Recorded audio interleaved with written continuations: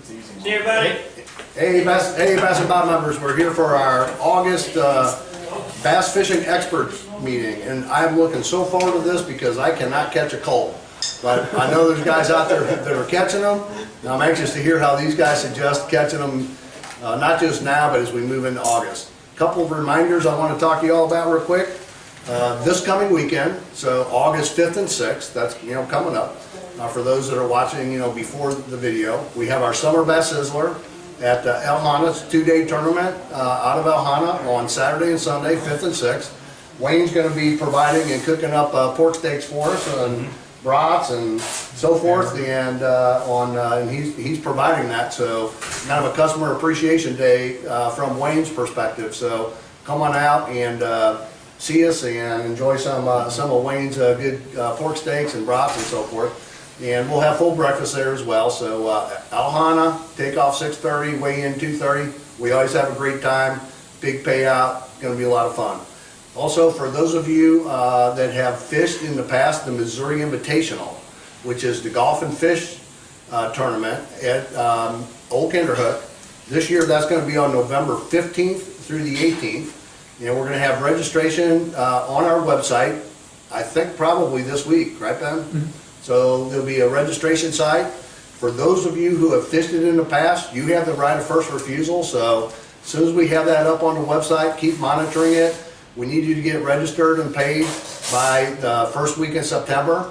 We're going to add five additional teams this year, so we'll go to 30 teams. So there is room open on a first come, first served basis, or we'll put you on the waiting list. So let us know, either register or send me or send Rob an email and let us know that you're interested. For those who have fished in the past, now's your time. And we're going to have we got some new additions for the Missouri Invitational, some new pros. You're not going to want to miss this, guys. It's a lot of fun. And then also, we're just working on our dates right now for the Winter Bass Challenge. Four tournaments.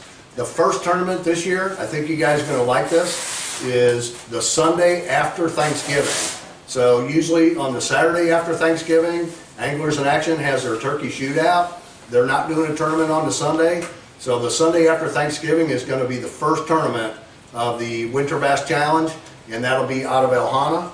Also, I want you all to watch the website. We've got a lot of new videos coming up. We've got the new Weesey jig, and I was able to get on the water with Mark Weesey and have him describe to me the design, kind of what his thoughts were, why he designed what he designed, and how and when to actually fish that bait each season of the year. This has been very popular. Wayne's had a hard time keeping them in stock, not for any other reason other than they're catching a lot of fish. So watch the website for the Weesey jig video. I think you guys are going to love this jig. Crackle Gator Bait is actually making the jig, and Mark Weesey worked in conjunction with Jim to actually design the jig.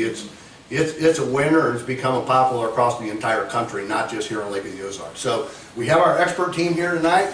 We've got Jack, who y'all know, top fishing guide here on Lake of the Ozarks, multi-species. We've got Denise Dill, fishing guide on Lake of the Ozarks and tournament fisherwoman. We've got Wayne. If you don't know Wayne, stop at Fitz Fishing. I mean, any bait that you want that's the real deal for Lake of the Ozarks, regardless of the species, you get it at Fitz Fishing. Plus, Wayne's always very helpful with sharing information on how to catch them. Jim Dill, we've got Jim Dill, who, Crackle Gator Bait Company, James Dill Guide Service, as well as, great tournament fisherman, won and always comes into money in these tournaments. And our special guest tonight is Greg Stoner. Many of you might remember Greg from some previous videos that we've done, expert meetings. Greg is the fisheries biologist here at Lake of the Ozarks. So we always have lots of questions for Greg, and he always provides some really great insight from the fisheries biologist perspective. And we really have to give a lot of credit to Missouri Department of Conservation and Greg and his crew, because the reason our fishery is so great, last year 30-pound bags, 25-pound bags being caught, in addition to really nice crappie, catfish, is because this lake is managed very, very well and monitored very, very well by Missouri Department of Conservation. And Greg's been in this job for many years. And so the benefits that we are reaping from the fishing standpoint have a lot to do with what Greg has done and what Missouri Department of Conservation do here at Lake of the Ozarks. Always looking forward to your wisdom here, Greg. So we'll go ahead and get started. Jack, we're at the beginning of August. I can't catch a cold. How do you catch some bass right now? Well, the little ones are easy, right? Yeah. The big ones are scattered is the problem. There's some deep in brush. There's some deep on points. There's some midway chasing some bait along the docks, and there's some all the way in the back of the coast. What the problem is, anytime the fish spread out like that, it just makes it a little bit harder to catch them. But I mean, they're still pretty catchable, especially the small ones, man. I mean, we've had all these people in town here lately. You know, July's our #1 month as far as like just general busyness here at the lake, tourism dollars, whatever you want to call it. Little guys are pretty easy on these docks. They're chasing a bunch of shad high up in the water column, and one of the misconceptions about summertime fishing is people think you got to go super deep. Like, no, I'm going 2 or 3 feet down there. Heck, you're a topwater guy. I mean, we've had some days on topwater here. I remember one day last week where we had, I couldn't believe how many 2 to 3 pound bass we were catching on topwater, and it was 95 degrees. You're catching them in 2 to 3 feet deep, but is it over 30 feet of Oh, water? yeah. It's over 60 feet of water half the time. So corners of docks or dock corners? Absolutely. Okay. Yeah. So that's Spending out in nowhere land. Just you see them schooling. I've seen a lot school this year, even a lot more than normal. You just see them like a table rock, how they come up in the middle of the channel and they just start almost like white bass, but they're bass. I haven't noticed that much. Talk about easy. I mean, they're coming up school and they show themselves. So you've been fishing the wrong area. I know with the 2 boat ramps that you put in a lot. Yeah. So, but I'm the same as Jack. I'm talking a lot of 13 to 15 inch fish. Right. Yeah, not tournament grade fish. No, just a lot. But you've got a big tournament coming up here in about a week. Right, yeah. So that ain't gonna do you much good. No, I'm not fishing. I don't fish my tournament, but Right. But so on those, on those dock fish, those dock corner fish, are they main lake related? Are they? Yeah, everything. Can you just go down a row of docks and catch them on every dock corner? Not really. They're scattered. You may cover, I don't know about Jack, but I may cover 10 miles to hit 15 docks. Right. They're just certain docks. They just kind of certain area catching the water, current, or catching wind. We was talking about this earlier. Without the wind, if it's still, it's tough. But if you get that wind picked up, if you get a 15-mile-an-hour wind, it's dynamite. If you had to pick out your ideal dock, you're traveling 10 miles and picking out 15 docks. If you had to pick out, your ideal profile dock to catch them on those dock corners, with wind, Right. or some shade or current, what would that dock look like? It'd just be a big, kind of an odd dock. Yeah, an odd dock that stuck out 10 foot further than the other 20 in the row. If there's a row of docks and this one sticks out further, because the shad are out over the channel and the bass want to be out close to them, but they still want to have an ambush point, so they're underneath these corners. And that particular dock that's sticking out further, it's catching more wind and it's catching the current. So you're looking at one where the wind is going the same way as the current. So and then you got the shade. So if you got one that the current side and the wind side of the dock also has shade, it's guaranteed. There's fish all over it. And guys, what's been your most consistent baits in order to catch those fish? Fluke, Fluke, pearl fluke. Fluke and a chug bug. chug bug, Chug bugs. top water. Yep. What about you? Is that what you? Yep. Yeah. Wacky rig is good Yeah. too. Chug bug. He does a lot of drop Poplar. shot out there. Yeah, drop. We work it over pretty good with these baits, and then drop shot, or even a Dixie Jet spoon, Yeah. the smaller ones, Yeah, 3/4 ounce, but they're only about 1.5 inches. yeah. Throw that up there, and just let it flutter down. Yeah. They're hitting it. So, Greg, in your opinion, from a fisheries biologist perspective, these guys, talk about the fish are kind of scattered, the bass. Why is that? Or why do you think that is? Well, I mean, this probably sounds like a stuck record, but the shad now are getting to a size where they're of interest to these larger game fish, you know, the bass, the bigger crappie, and they're everywhere. And you look out on the lake on a calm evening, and there's just schools of shad everywhere.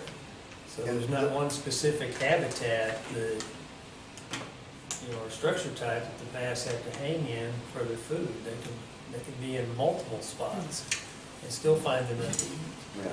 Good, first question for Greg here. I couldn't wait. When you said Greg was coming, I'm like, awesome. Yeah. Here we go. The That's shed, awesome.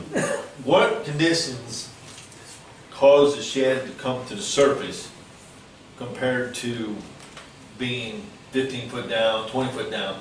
Meaning sunlight, Like in the evenings? yeah, I'm like I some know- days, I know I'm this getting one. at, I know some this days they're on the surface. Does the sun bring the plankton up? There is a phenomenon that goes on. It's a vertical migration of plankton, zooplankton. These are your microscopic or That very the small shed feed on? animals. Okay, Right. your mayfly larvae, your daphnia, cladostris, very small things that shad feed on. In the evening, they actually make a migration towards the surface. Right. Okay? They come out of that zone down there where the light almost won't penetrate to, and then when the sun sets and the light gets low, they migrate to the surface. So in the evening, you know, right before it gets dark, you see all these schools of shad swimming around on the surface. That's why their food is migrating up. And they do that for what reason? Or what does that, does anything cause that? How do we Really, really Yeah. don't know. You know, it Exactly. may be, you know, from the plankton's point of view, it may be a defensive strategy Yeah. because they're harder to locate for a sight-feeding fish like bluegill that would pick them off in the day. You know, when the sun goes down and gets darker, these phytoplankton is what they're called, you know, microscopic animals, Yeah. or zooplankton, can migrate up into these upper water columns, and they feed on phytoplankton, which are microscopic plants. You know, and they're going to be in your, what you call your photic zone, which is the area that light penetrates down to. Yeah. So, under the cover of darkness, they've got a little more protection from some of their predators by staying down during the day and coming up and feeding on those microscopic plants at night. So the zooplankton feeds on. Zooplankton, zoo meaning animal, well, I guess it means animals, but anyway, zooplankton are microscopic animals, or small animals. And the bluegills can see them? Oh, yeah. Oh, cool. You've seen some of these trout lures they use, Yeah. you know? Trout pick off these little bitty things, and bluegill are the same way. You've seen bluegill where they're pecking at stuff in the water and you can't see what they're going after. It's little bitty, you know, cladostris, daphnia, little microscopic. Well, I tell you another thing is all these Japanese beetles, or whatever they call these miniature June bugs lately. Boy, there's tons of them. Yeah. The bluegills are going nuts for them. Yes. If you had a fly rod out there, Mhm. holy crap. 'Cause, you know, I cut up a lot of bluegills for catfish With a bait. green scud tied to it, yeah. Boy, that'd be fun. You talked about managing, how well the lake's managed and the conditions. I know we was able to go out with you shocking that year, which is, we still talk about it. But the amount of fish that we're catching, I mean, 6-inch bass to 14 inches, there's just thousands of them. I mean, there's just everywhere. So that means, you know, You know, 3-4 years, we got all these big fish we're catching now. We got a whole bunch coming. Yeah, So I don't see any end in from sight. year to year, you know, you say, well, we're catching all these little bitty bass this year. We didn't catch them last year. Well, maybe they weren't there last year. Maybe, you know, the year before that, you had a really big year class of Yeah. bass, and they're moving up, you know, through the ranks.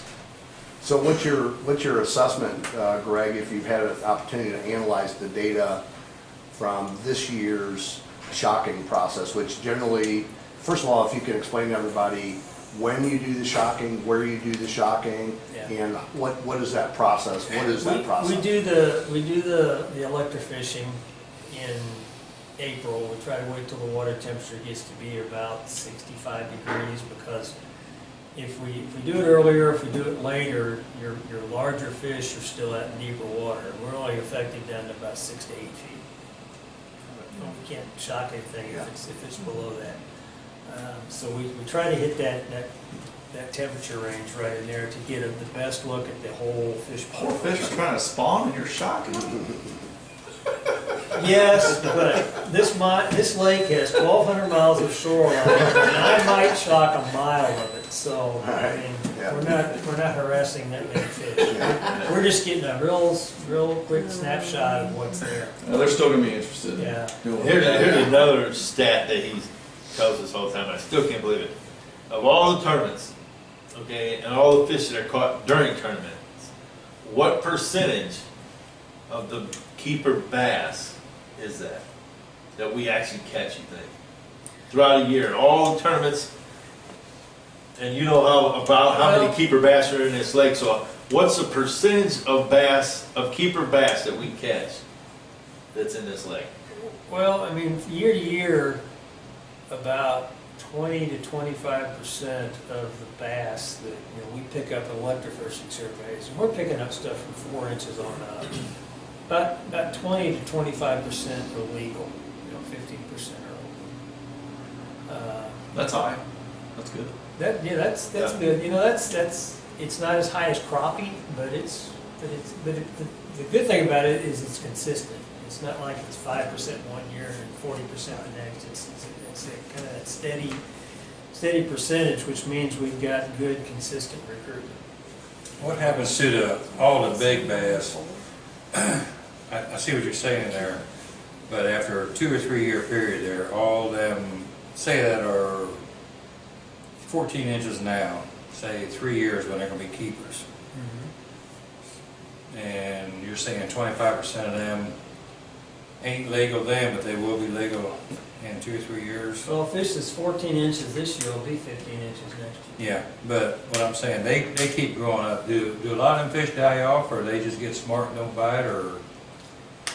Well, there's, there's a What I'm saying, number of- they've got to keep growing up. What happens to them fish that grow up? Well, I mean, some of them die from natural causes, angling mortality. Some of them, I mean, there's still a fair number of people out there that keep bass, Keep bass. which is fine.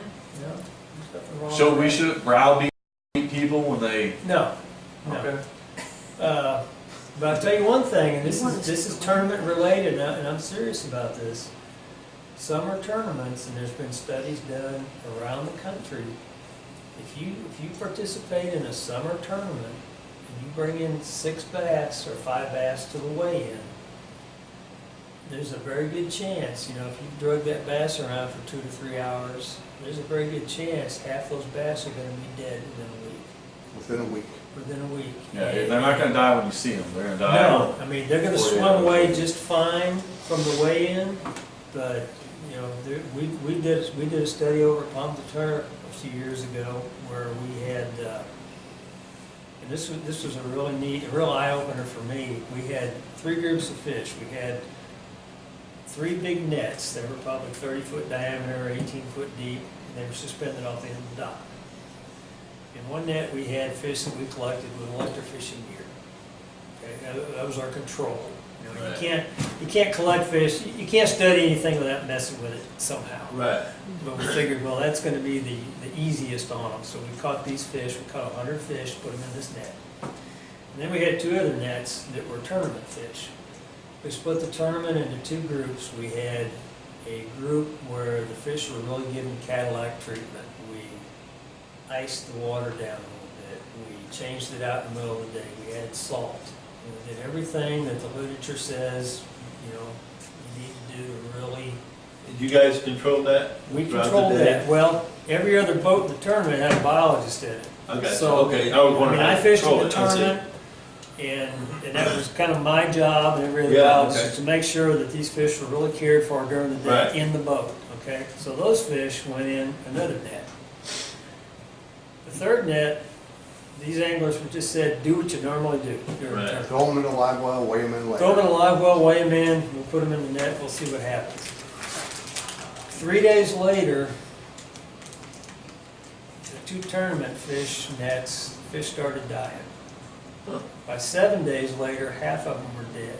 Wow. And it didn't matter if it was in the Cadillac treatment boats or the regular angler boats. That's sobering. Half of them were dead. Wow. Wow. Why is? Electrofishing, we lost 3%. Wow, 50% versus 3%. Yeah. It's just Just the the stress, stress in the the summer.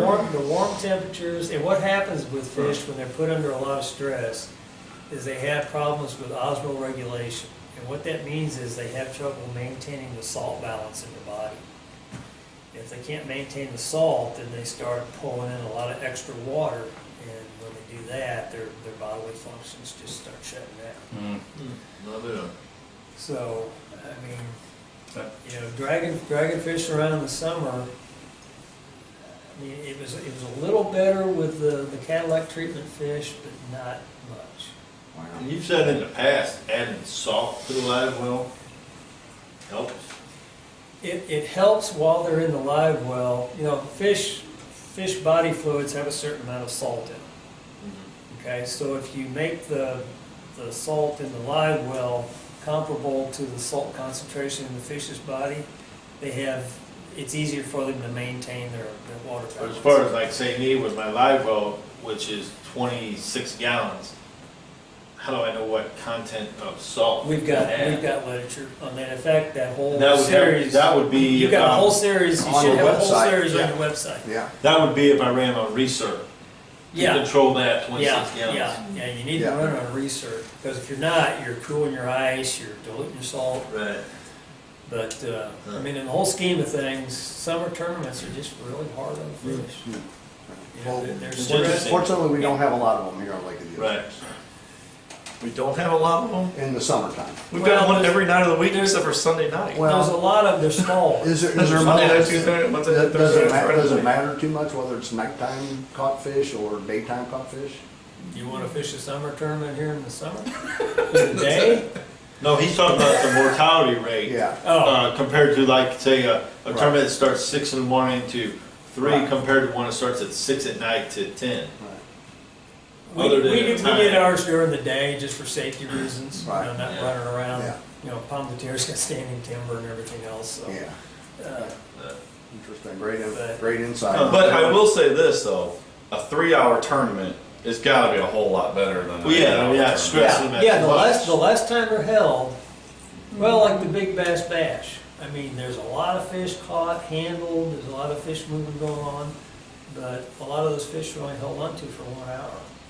You know, That's good. that's probably a lot easier on them. It's a whole lot easier on them. 3-hour tournament in the evening too, you might have fishermen not doing a lot of running around. I mean, they might stay maybe closer to where they have to weigh in, Yeah, maybe two. true. Yeah, They have holding less- time in a live well less- throws a lot of kinks into things. Well, look at these deep caught fish. Yeah, Yeah. You know, if you crank a bass up from 30 feet down and you unhook him and throw him back in immediately, he goes right back down. You hold him in a live well for 3 hours, you throw him back in, he's just gonna lay there on his side. yeah.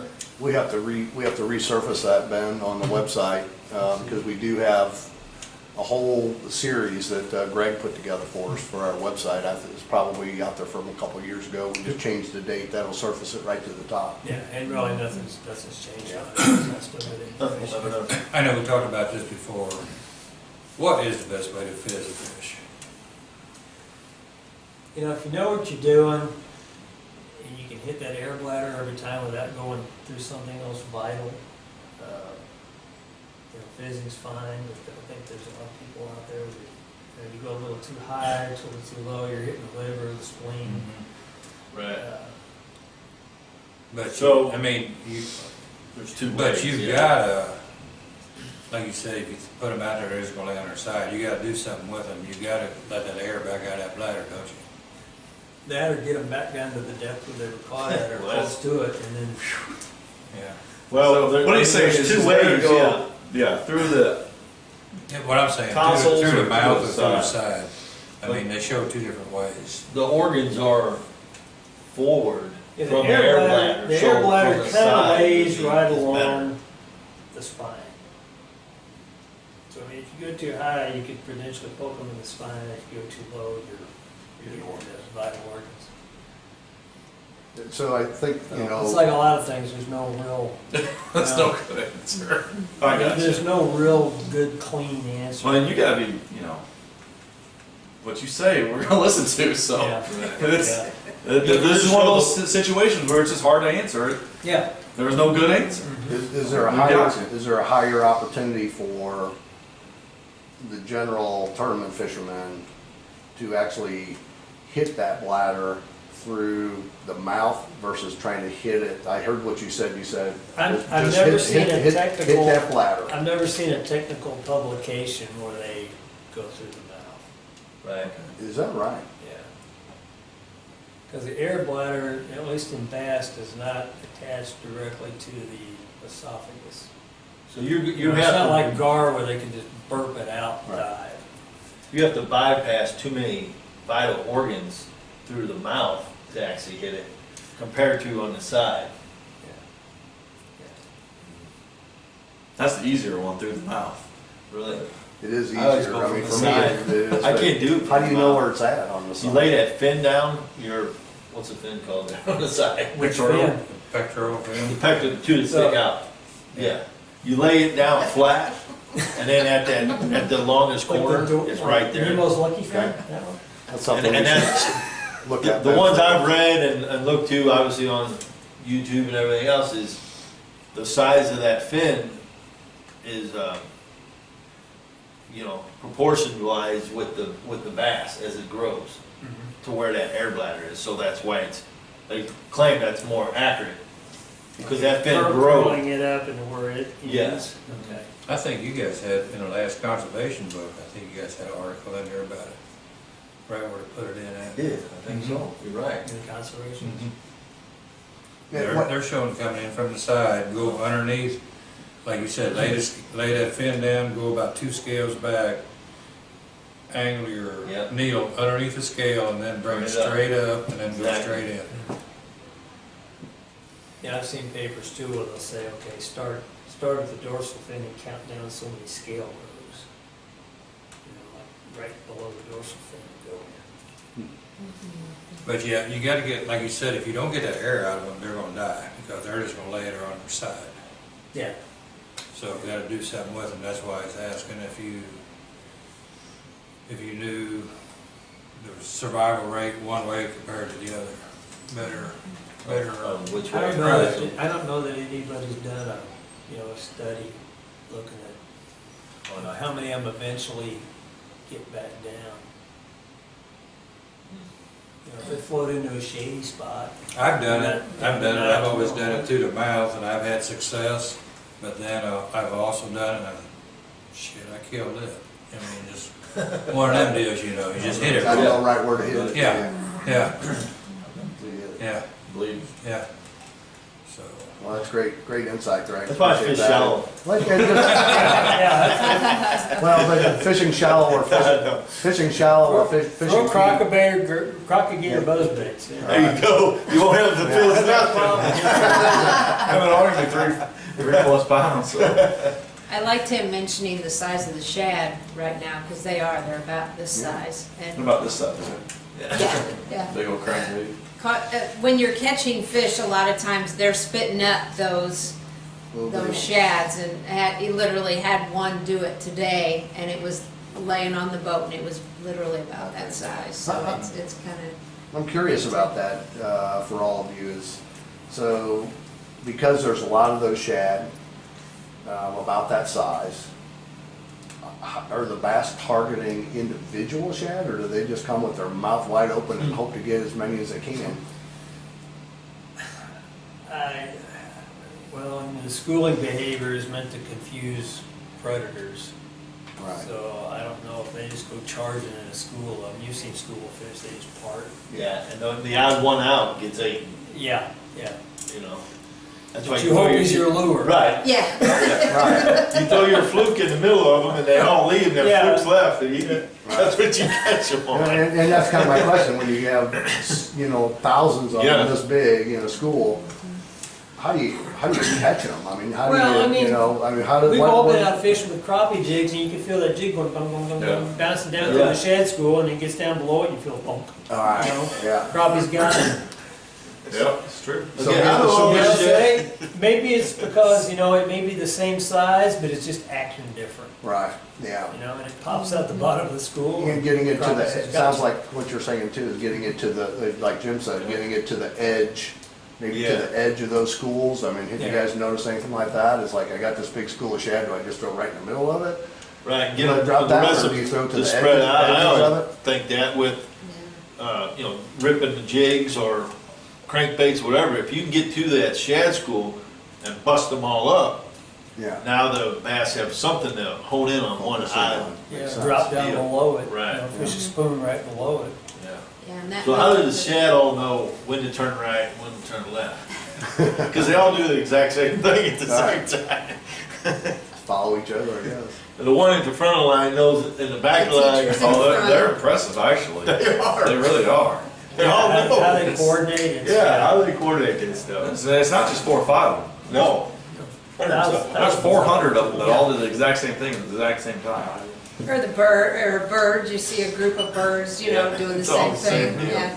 I think the teacher's in front, The teacher telling in them front which of way them. to go. So Greg, kind of turning attention to some of this, to tournament fishing for just a minute. And, you know, last spring, really literally all the way up through just, you know, probably July. It seemed like there were just, from tournament perspective anyway, record catches Just tremendous catches. of tournament, you know, weights. Not just, you know, there were 2 bags one that I actually witnessed, the other one I heard about, of, you know, 30 pounds and 5 fish limit. Yeah, yeah. And then it's not unusual for someone in tournaments to catch, you know, 20 to 25 Yeah. pounds, but I mean, there were tournaments where it was taking 22 pounds plus to catch a check, and multiple teams catching 25 pounds, which, you know, as far as, since I've been here, which has been 4 years, you know, you guys have all been here a lot longer than I have, but seem to be the most consistent big weights. How do you explain that? Why Do is you have that? an explanation, and, well, is that something that's gonna continue, or is the fishery just that good that that's just gonna continue, or was there an anomaly this year? Well, you know, I have to look back at the records, but, you know, if you're talking 5-6 pound fish, those are probably gonna be, you know, 7 to 9-year-old fish. You know, if I look back on the records, it's possible that could have had a couple big year classes back then. Right. And that year class is just carried through the years. Right. There you go. Right. You know, so you get these fluctuations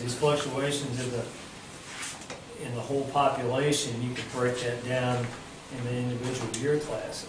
Yeah. And some of these year classes, if you had a real big one, will persist further on into the future. Yeah. And And, 30-pound stringers. That's That's incredible. ridiculous. Anywhere, ridiculous. That's like Florida. anywhere in the Florida country, weights. 30 pounds, I mean, You know, one of those stringers is like, you know, a good year of bass fishing for me. Oh, I don't bass fish, that's right. I mean, things slow down. 6 pounders. Things Yeah. have, Pretty good year. Yeah, no kidding. Yeah, things have slowed down just a little bit in terms of July and August. But in terms of, I mean, a very consistent run from Right. last fall up to up June. till about, Mid. you know, past June, you know, right into Yeah. June. Is very consistent. And when we talk about, you know, lakes in the country, Right. that's a long run. And also, it's not just been in one area. It's not like, wow, you know, just been the Glades, people catch and release Right. fish. I mean, 30-pound stringer was caught up in. A lot of these fish Will that I have Niagara. big They've been bags caught aren't up in the in, Glades. they've been caught up in the, you know, Niagara's up the in river and at the Right. dam. I mean, so it's like really kind of dam to dam. Yeah. It was very consistent. There was no consistent, wow, they're just getting hammered in this, they're just getting Right. big in this location, so. Yeah, bass in this lake, you know, I talk about crappie spawning and they're kind of boom and bust, and it seems to be more localized. Like, you know, they'll have a good spawn on the Nangler this year, a good spawn on the Glaze next year, maybe up by Wigwam Access, they'll have a good spawn the next year. The bass seem to be, they just kind of crank along, good, steady recruitment, Yeah. lake-wide, doesn't really seem to matter. Yeah. That's good for you. It's easy. Yeah, it's easy. Boring, but it's easy. Are you still finding Yeah, I that? can't stupid say we're gonna have a paddlefish. really good year of bass this year, you know, because it's the same as it was last year. What are the things, Next what are year. the things you'd be concerned about? What are the things that you would be concerned about as it relates to the population of the bass and that steady, that might disrupt that steady, boring stream? If we had a problem with the shad, because here I go broken record again, the shad drive everything. That's the food source in this lake. Well, Oklahoma has a lot of problems with that funky algae that killed off a bunch of bass down there, right? Grand Lake? Yeah, a golden algae. Yeah. Yeah, we haven't had trouble with that up here. There's several groups that are monitoring for it. And that killed off what, the shed? It killed off a lot of bass. Oh, bad. Yeah. Oklahoma's had several different problems, and they're not that far away Yeah. from us. And, you know, Table Rock had a fish kill of some sort this year. I never heard a whole lot about it, though. Yeah, I Fast think, kill. it warmed up quick this year, had a pretty wet spring, and that usually results in high loads of parasites. We had that big fish kill up mid-lake this year. Killed Yeah. a lot of crappie, a lot of catfish, and it was due to a parasite. Yeah. And Parasite. And how does that affect the fish that kill them? It just, this parasite causes lesions on the skin. So, if they get lesions on the skin, that means anything can move in from the water. Some infection. Infections. But, and why just crappie? Why just a couple species and not? Well, it wasn't. It was probably, there's just, there's a lot of crappie out there. And Fortunately, it didn't affect the bass. Catfish. Right. Right, and because I really started looking when Yeah. I seen it, and I can't say I seen any dead bass float. Bass. A lot of catfish. Just looking back at the fish kills that I've been involved with, bass seem to be pretty resistant to a lot of that. Which is funny, because you think about catfish, and they never die. Yeah, you remember let as a them- kid they- throwing the yeah, trunk? they Lay it on Yeah.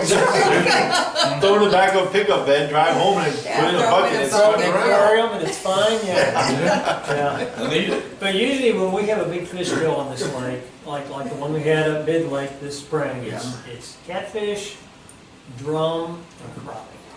That seems to be the three species that show up in abundance. All trash. Very- drum. you're very- All trash Well, fish. watch it now. Trash. I love my baby.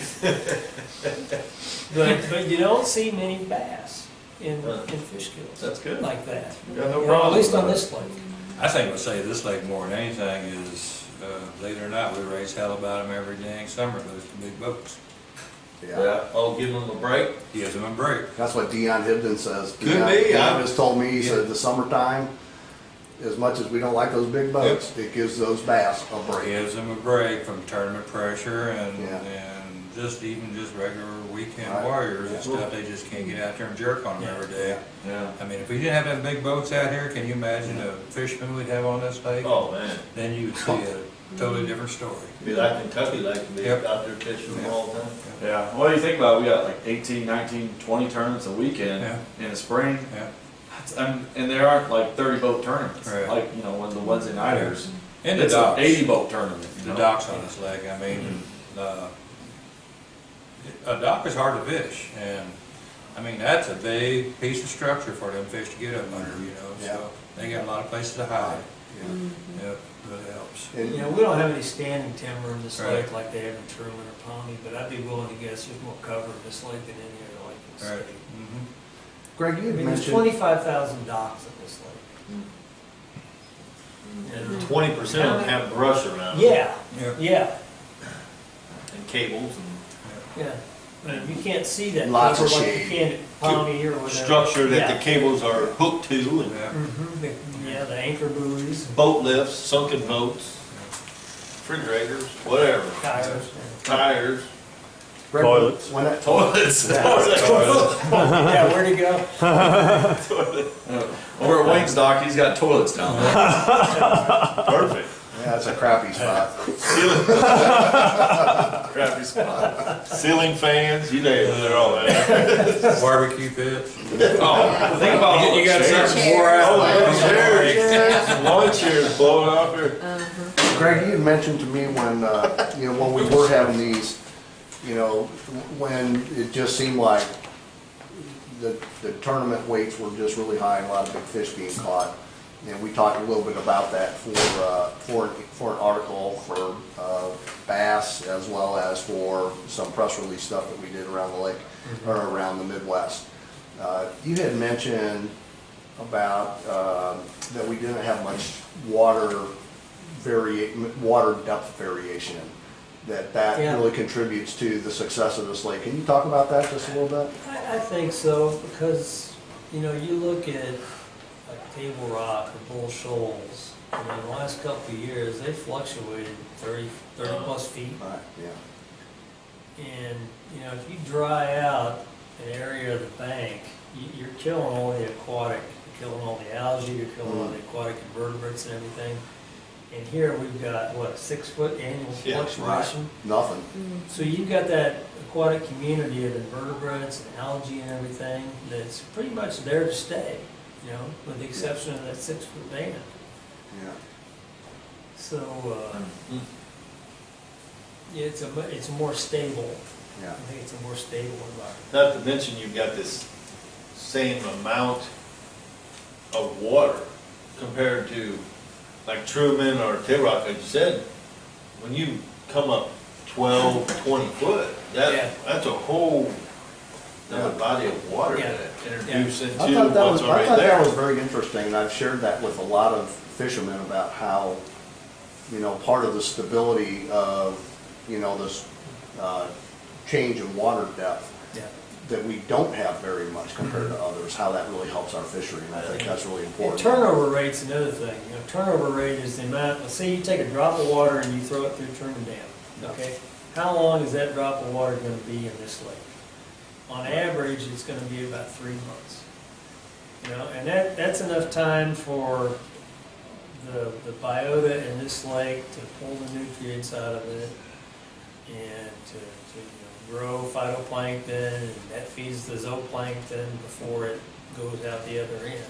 It gives the ecology Cycle time of to life. pull those nutrients out. Yeah, You know, some lakes, like, I think Clearwater Lake, I think the turnover rate's like 12 days. You know, it's basically in one end, out the other end. If there's anything good in that water, just out, the aquatic ecology really doesn't have any time to get it. yeah.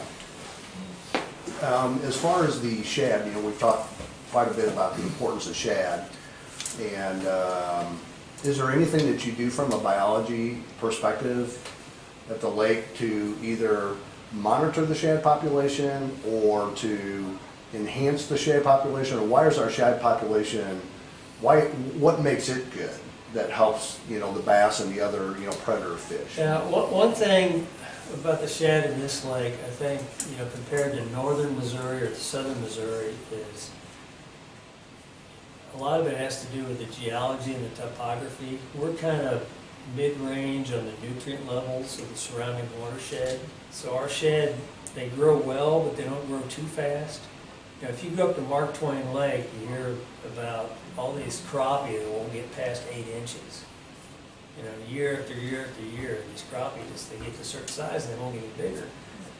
Well, the water, you get above the Missouri River and the soils are so much higher in nutrients and fertility that the shad grow very fast up there. So where our shad are that big in October, their shad are that big. There's not a crappie out there that's gonna eat a shad that big. Right, So by fall of the year, their crappie up there really don't have much to eat. their food sources. Because their very small. shad, you know, the shad are growing so fast. But our shad, you know, November, December, they're about that long. Yeah, And most crappie, I mean, even an 8-inch crappie can choke one of those down if he has to. yeah. And I think one of the things that I've learned from hanging around you also, and I think it's just credit to you, and we don't need to go in a lot of detail about this, is that from being around you and having you introduce me to many people from Missouri Department of Conservation, it's not just the management of the watery itself or of the reservoir or whatever, but you guys really pay a lot of attention to the watershed and the lands that are, you know, around the lake itself and what's coming into the lake. Yeah, and that's, you know, that's kind of the way conservation is going. Yeah.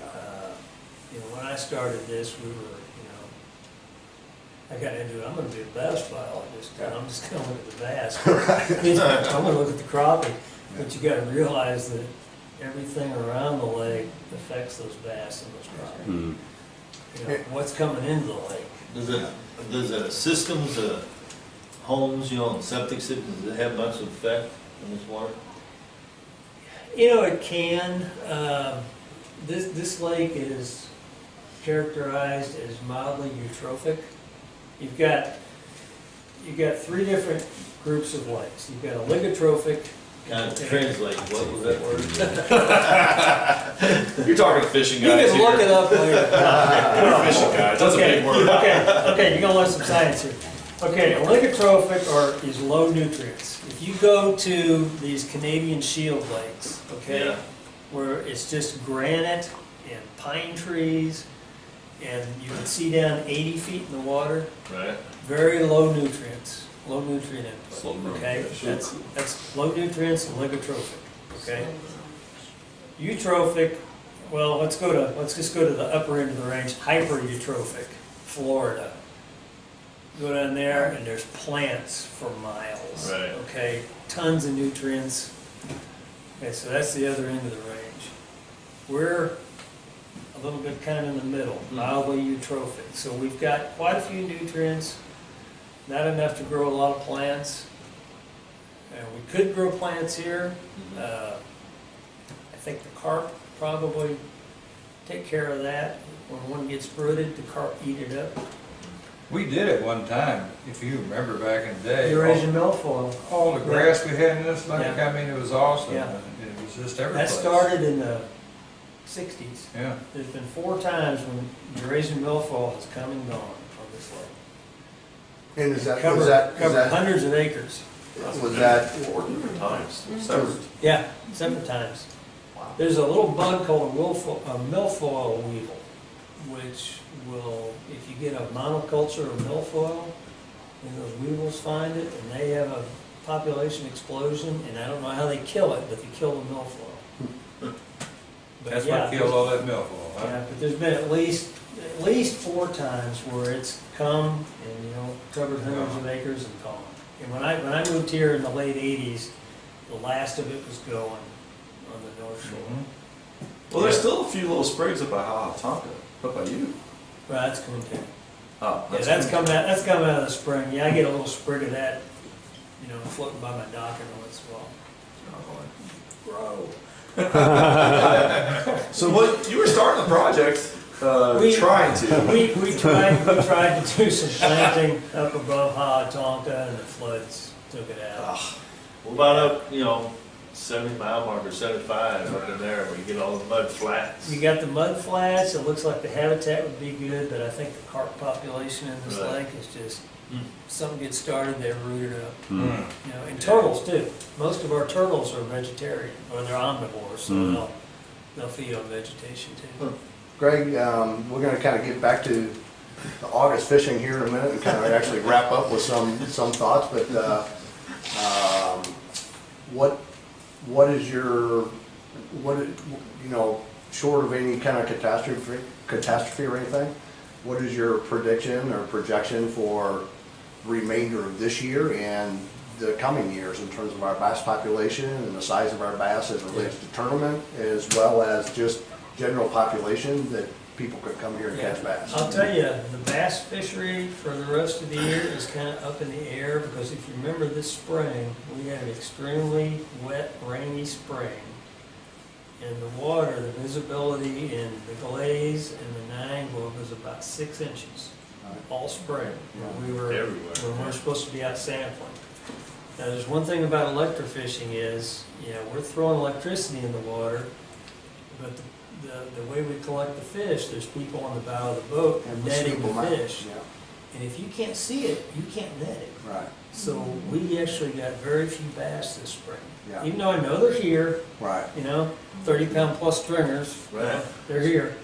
But we got a very poor sample this spring. So you got poor sample, that's not No, reflecting of it being No, a the poor. bass will do fine Right. without me out there shocking them. Right, this spring, right, yeah, okay, yeah. okay, all right, So we just don't have we didn't get a good sample this spring. okay, all right. I mean, let me grab my graphs here. You had to do it that time anyways, because that's what you always do. You want to keep that all 65 degrees, consistent. 65 degrees. You want to keep that always consistent, year in, year out. Yeah, we You did knew it was that gonna be an on the issue. Niagara. We collected 300 bass, which is not bad. I usually shoot for 400 to 500. Let's see, 25% were illegal, so that's not bad. 25% were legal? Were legal. That's Yeah, nice. that's pretty the good. ballpark. And you go to other lakes, and that's On pretty the high. Blaze, That's really nice. we only got out one night. You were with us, Robbie and Ben? and 114 bass, 21% were legal. So. So does it, It's a small sample. Robbie and Ben, you guys I mean, gotta catch bigger it gives bass. us Come a- on. Why for shocking them for you? has everything been staying true regardless of what area of the lake? If you get 100, Let me just see one of those charts real quick. if you bring up 100 fish, 25% of them gonna be keepers, regardless what area of the lake, what arm? No, it varies around the lake. Does it a lot of variance, or is it pretty? It's Where do I need to usually, go fishing? it's usually within, yeah, I know what you're at. Where the five? It's usually within 5 or 6% for Right, bass. so pretty close. So Greg is going to But I share. think the reason it's closer for bass is nobody harvests bass. Huh, maybe. You know, and you might have a weak year one year, and strong year the next year, and then next year you flip those arms and Yeah. they're So not harvested. Greg so is going to they- share with us that information, Right. and Ben and Robbie will actually place that information from this year's shocking on the website. We appreciate that a lot, Greg. Yeah, I'll get these grabs. Before we go back to fishing, which we got maybe about 5 minutes to talk about how we're gonna actually try to catch any in August, is, Missouri Department of Conservation, not only have you done a great job here at Lake of the Ozarks, Craig, I mean, again, like I said earlier, the fruits of what we're seeing here is because of your many years and the support that Missouri Department of Conservation provides to this lake. What are some of the other resources available on Missouri Department of Conservation's website that, I know most of the fishermen at Lake of the Ozarks go to bassandbob.com, of course, but I know that Missouri Department of Conservation has significant resources available on your website. What are the type of things that are available on Missouri Department of Conservation website? Well, two things that really come to mind. We've got one called the Fishing Prospects, which is a publication we put out every year, and essentially it's based on our, my sampling, other biologists sampling of bodies of water around the state, and they project what the fishing is going to be like in the next year based on sampling the year before. So that's on there. Another one, there's actually an app on iPod or Apple and Android devices called Find Mo Fish, and I've put out a number of brush piles around the lake, and so have other biologists on different bodies of water in the state. But you can download that app, and it essentially turns your smartphone into a handheld GPS device. Nice. So you can open that up and zoom in to the body of water you're on, and just use it like you would a GPS, drive over a brush pile, throw out a buoy when you see it. Nice. And I know we actually have a link to your actually web app, not the iPhone app, but there's a web application that at least you've had in the past that we Yeah. have a link to from our website with MDC's permission, and that's for free members or pro members. Yeah. Have you put any brush piles out lately? No, we haven't for several years. We're at a little disadvantage on this lake because so much of the property is privately owned. You know, like Truman, Table Rock, they can get permission from the Corps and just drive down the lake and like, oh, that's a nice tree, let's cut it down. Yeah, right. But I have to wait for, trees to open up. So basically, I've been working with the state park over here. Right. They're doing a glade restoration where they're cutting down a bunch of cedars. Right, We'll sink them for doing a parking lot expansion and access. right. So, yeah, if anybody knows of a development that's going in, or they're gonna drop a couple hundred cedars, call me. Is there a preferred tree to sink? It's hard to beat a good old cedar. It That's really is. good old nasty cedar. Yeah. I hate those things. They're hard to work with, but I'll tell you, hardwoods are, you've got to put a lot more weight on them to sink them. I've got cedar trees I sunk in 2004 in the Nangua that are still exactly where I put them. They last a long They time. last a long time, you sink them below. You can sure bring a big worm through a big old hardwood though, better than cedar Yeah. tree. Hardwood, they're hard to handle though. Yeah, I know what you mean. It does take a lot of weight to sink some of You the know, trees. a 25, 30-foot cedar, you get a lot more mass than you do at a 25-foot of hardwood, just because of the branches in there, a lot easier to work with. And you guys don't burn off the green. do you? No. Some people will do that, you know. They say that there's an acid that comes off of that cedar as it's rotting. Okay, I got a story. When we were putting in the brush pile project over on the Glaze, well, up there by Honey Run, there was a guy that said, the fish won't use that for at least a year. I said, well, maybe not, but we're gonna put it in like this. And we were over there probably in late September. In October, I was over there trap netting, and I see this guy parked on top of one of my brush piles. And I pulled up to him and he yanked out a big crappie. And he looked at me and he grinned and he goes, I was wrong. If you put them in really shallow water where the sun can hit them, they'll get a lot of algae build up on them. But if you put them down deeper, they don't. And those needles fall off and it doesn't seem to affect the fish. I've caught fish out of brush I put in, the next day. Well, yeah, Marcus does that all the time, right? Greg, I wanted, so everybody hang tight, we're gonna go around and ask everybody how they would recommend catching them here in August, but I wanna, one final thing with you, Greg. First of all, thank you very much for joining us and sharing your time. For the Bass and Bob members, I'm actually gonna put this video out there for all of our members versus just our pro members. So that's 7,000 people, 7,000 fishermen that'll be watching this. What can we do for you? Is there anything that our fishermen, the community of Bass and Bob members can do to help Greg Stoner, Missouri Department of Conservation? Okay. Well, if you're talking about bass, I would really seriously consider, these summer tournaments. I don't want to say get rid of them, because I know a lot of people get a lot of enjoyment out of them. But maybe try to modify them so you're bringing your fish in every hour, every 2 hours, instead of dragging them around 12 for 6 hours. These long summer tournaments they're rough on fish, and it's not just me. It's Right. You can look at the literature, and they're rough on them.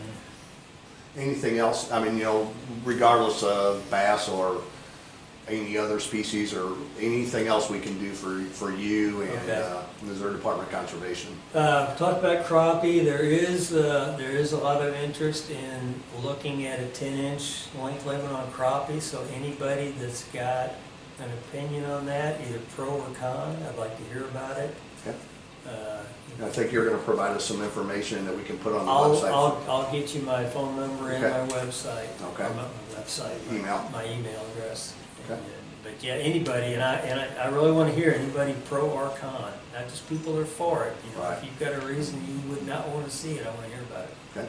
Well, what's your opinion on it? I mean, that's what matters. I mean, as far as, The biology Well, I aspect, mean, if it's, the is it conservation gonna aspect. help? Yeah, It's- conservation aspect of it, is it, Does does it need to be 10? There's pros and cons with keeping it at 9, and there's pros and cons with moving to 10.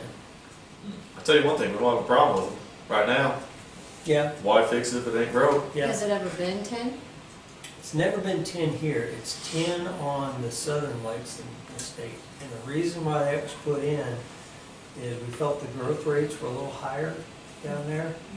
So a 9-inch crappie here was probably the same age as a 10-inch crappie in Table Rock or Bull Shoals.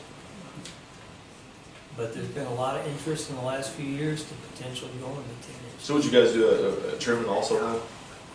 It's been thought about, yeah. Trimming's Actually, the got it. growth rates in Truman are probably a little better than they are here. The nutrient rates are a little higher there. Yeah, trimming's got a lot of big crap. All right, guys, last 5 minutes. So catching them in August. So we're August. Jim, how would you recommend going out and catching a lot of bass? And then how would you recommend going out and catching some good quality tournament bass? Well, in What kind of August, baits, areas of the lake? August, you're gonna have, from beginning of August to the end of August, you have a big change. A real big change. Beginning of August, it's still pretty warm. Bigger fish out, on drops, say that drop from, 15, 18 foot, that drop into 30 foot or deeper on them ledges, Right, them breaks, for bigger fish. right, Numbers, you can't be, like we talk all the time, these small topwater baits and flukes and jigs and spoons and whatever you want to throw on these bigger cruiser docks or right. docks that stick out or watch for schooling fish. Got it. You just catch numbers every day. It doesn't matter what day, Is there a part of the lake that you feel fishes No. any better than another in August? No, I mean, the deeper ledges and the deeper points, probably from Hurricane Deck to the dam. Okay. got it. Once you get above Hurricane Deck, you might as well go flip something shallow. Right. I Yeah. mean, there's still fish out there on them points and it sets up similar, but you can still catch them up shallow. For some reason, I don't know what the big difference is. Right. If it's the shad in that area don't necessarily get out deep or what it is, but it seems like if you get upriver, you can fish shallower, Those less big waves, maybe. I mean, you can disrupts the shallow yeah. fish. You can go to the back Things start Backer flattening creeks and out backer there. coves right now, Yeah. and if you get back there, you'll see just abundance of bluegill beds right now, so there's some fish cruising them early, low light conditions. Once the light gets up, can't get back there. What's new with Crackle Gator? We're working on a couple things, won't really say a whole lot yet. Obviously, the Weesey jig was a big addition this year. Right. We got a new swamp bug that'll be coming out here any week. Nice. It just kind of changed the tail a little bit. Yeah. It's actually got a beaver tail on it compared to the twisty tail or grub tail. So it's kind of a neat deal. Nice. Been playing with that for the last few years. Nice. A couple other things coming out, but Okay. that's Good deal. But right now, if you take a crack gator shaky head, Yeah. either quarter 5/16 and put you a big worm, put a 10-inch worm or a Cinco style, you can put a Zoom, Yeah. whatever, biospawns, their little deal. Put any of them, throw them out there and just drag it. Just drag that thing till you start feeling some rough, bigger rocks, Yeah. and then start paying attention. Nice. You can get a lot of bites like that. Cool. Thank you so much, Jim. Bet. And I'm gonna come back to the three guides here in just a minute. Greg, if you're out there fishing for bass right now in August, as we go into August, how would you go about trying to catch some numbers? And how would you go about trying to target some big ones? 7 amps? You'd be electroshocking. I don't know. I like it in the summer. I'm more of a crappie fisherman than bass fisherman, but I think if I was going to go out now, I'd go out in low light periods and throw bug baits. Okay. They're always going to move into. Some of them are going to move into shallow water, Yeah. low light periods, and other at top water. You told me a story that you took the Crackle Gator buzzbait up to some big lake up north. Wisconsin? And- Oh, yeah. Up in Pike- Wisconsin, and, Pike and they said Long. you'll never catch them on a buzzbait, and you took that Crackle Gator Yeah, just buzzbait irritating. and taught those Yeah. guys a lesson. That's awesome, Greg. Well, thank you again, I appreciate it. Wayne, you've got to go catch some numbers. I know you never worry about catching numbers unless it's the numbers got crooked numbers like Yeah. next to the weight. Yeah. How would you go catch them? Yeah, it's gonna be a beaver style bait, beaver, D-bone, Z-hog, something like that there, and, I'm gonna fish probably 15 feet and less, Yeah. I'll go to the back of the creek and work my way out until I stop getting bites, and I'll go to the other side and work it back out. I think a guy catch it that way. Right. This is a tough time, Jim said it perfectly a while ago. From right now to the end of this month, it's gonna be totally different. Yeah. End of this month, you're gonna start patterning. They're gonna start getting. What's going to happen at the end of this month? Is that when the bait fish are going to really start migrating Yeah. to the backs of the Water, creeks? water's cool. Get some cool Yeah. nights to Yep, bring that water down and keep it down instead of it. yeah, that's when you're gonna start seeing them migrate towards the backs. Yeah. Yep, that's when you can start patterning them, and you'll be able to do it over the whole lake. Right now, they're just scattered everywhere, Right. but right now, Ben and I and Robbie was talking about, got 2 guys in a boat, I'd have to flip some docks with 2 power fishermen in there. I think you still catch them. Yeah. That way. Wayne, what about, what's new at Fitz Fishing? Any kind of new baits you got going on up there, or things that you're finding to be very popular? I seen your Picasso here, Right, your double spin.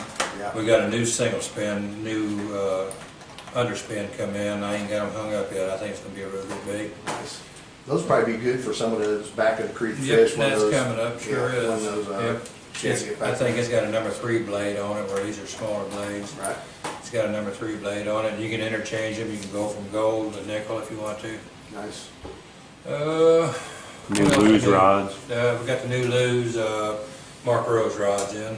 They're real nice. Yeah, I've got one Yeah. of those, man, I love it. Yeah, got them in. Oh, I think that's it for right now. You're gonna be But, well stocked on whopper ploppers and all that when it comes to big bass bass in this fall. Yeah, I'm trying to that, and Crocker Gator buzz baits. We got plenty of gold blades. Oh, we're good. We're You good. said that last year.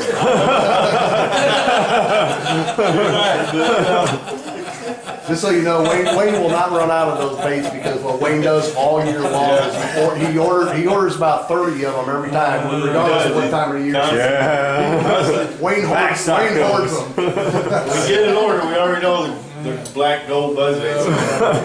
Thanks a lot, Wayne. We appreciate you. And guys, make sure you stop by Fitz's. Everybody knows, great place to buy baits here at Lake of the Ozarks, and always great help. And Summer Bass Sizzler, Wayne makes one heck of a mean pork steak, man. So come out and see us. Pork steaks and all the trimmings will Yeah. come out. Yep. Nice. Appreciate that, Wayne. Denise, how about you? If you had to catch some numbers, what would you do? And then if you had to go try and catch a big one right now throughout August, what would you do? I'm throwing a 5/16 shaky head a lot, even with clients. Working main lake things points right now, ledges, and just working it real slow, and having good luck with that. Also, laydowns, if there's any kind of laydowns, I really think I threw it a laydown probably 15 times and then finally had one come up. So being real patient, to really work a laydown if you can see it, kind of off the main lake. Sure. And I tell you, this month, Greg talked on the fact that the shad are scattered right now, and the fish are scattered. So it is going to be an exciting month where they're going to finally The shad come together. finally get somewhere, and then you can. I think a buzz bait is going to come into play hopefully fairly soon. Yeah, So good deal. that's what I would do. Appreciate that. Jack, how about you? Catching some numbers and then go target a big one. Yeah, the numbers are going to be on the docks. And we'll start off as main lake docks right now, and then we'll work our way inside the coves and secondary points, and even back end docks as we get into I call it an early fall pattern, but it's still 90 degrees. It's still hot as can be.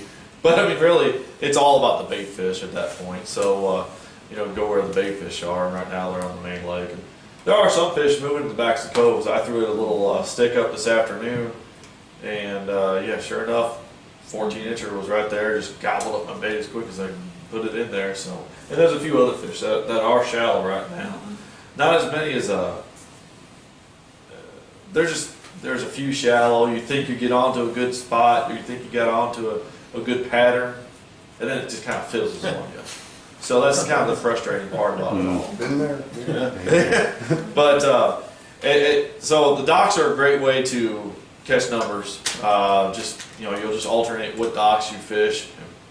As we go through the month, the shad will become even more and more prevalent on the in the main part of the lake. And to catch a big one, the big 10-inch worms on a Texas rig, man, it's such a versatile rig. It can go through your deep brush piles really well, better than any other bait. You can pitch this on the back shallow sides of docks right now in 6 feet of water. You can swim it through the water column, even on those deeper docks, and it won't catch a lot of small fish like that. It'll catch your occasional big fish like that, because it's just a versatile bait for me. You always got to have 2 or 3 rods raised with a 10-inch worm. Okay, great. Appreciate that, Jack. And one final thought here. Got Jim, fishing guide, Jack, fishing guide, and Denise. Will you be continuing your guiding through Well, through the fall? I've got about 2 more weeks and school starts, so I plan on doing guide trips on the weekends. Okay. And would be available to Right. do that, who would like that. And kind of where I was going with that, for the Bass and Bob members, as, for everybody who's viewing this, is that the Big Bass Bash is not too far off. It's, the first week in October, and Jack and Jim have put their customers on money fish, on money patterns, every year. And so, but these guys get booked up very quickly, and so I would encourage you to call Jack and Jim and Denise on weekends, like now, and schedule your guide trip in preparation for the Big Bass Bash. Also, as we talked about here with Greg, is we've had just phenomenal fishing here this past year, including in the winter time, and there's nothing like catching 5, 6, and 7 pounder in the wintertime here on Lake of the Ozarks. And you know, it's not just easy to go out there and catch those, but if you came down for a weekend and took Jack out or Jim out and Denise out, we have a lot of beautiful weather. We have the Winter Bass Challenge tournament, which, you know, if you're a tournament fisherman or you just want to come fish, book these guys up in the wintertime and you'd be surprised at the phenomenal fish that you'll catch and what a great time you'll have. So get a hold of these guys. They share their time with us and they share their wisdom with us. And I really would encourage everybody to please call them and book their guide trips, and you will benefit from it. So, In wintertime, it's a whole different lake out there. I mean, it's a lot more relaxing, it's a lot more enjoyable. You can go anywhere on the lake and do a lot of different things. And really just slow down and you can learn a lot. You can just, there's several different baits you can use in the winter, and Yeah, so many people think you just have to stop fishing. no, And we don't ever stop catch fishing. state fish. Winter it gets- fishing is it great. gets good. Best time, Yeah, best time to fish. from Halloween through January, I mean, Outstanding. jigs, top waters, you know, Yeah. you name it. I mean, But you have to get on the fish. I mean, you have to get on. right. You have to Oh, get on yeah. the pattern. But they start, Yeah. at that time of year, you can establish a pattern, kind of like Jack said. You establish a pattern, it'll hold true for a while, so you can Yeah. go and duplicate it. You know, Right. compared to right now, you're shallow, you're deep, you're suspended, you're all over trying to Yeah. just put together Sure. some fish, you know, so I Yeah. mean, that time of year, they're a little more Yeah. consistent. as Well, far we as what appreciate they're doing. you guys, and please, Bass and Bob members, support them as well as you know, Greg's looking for some feedback on the crappie, as well as feel free to drop a line to Missouri Department of Conservation and just say, let his management know how much we appreciate what he's does here at the lake, and for him sharing his time and wisdom. I think this was a amazing bit of educational information tonight. Greg, thank you very much. Thanks, everybody, Bass and Bob members. We will see you next month.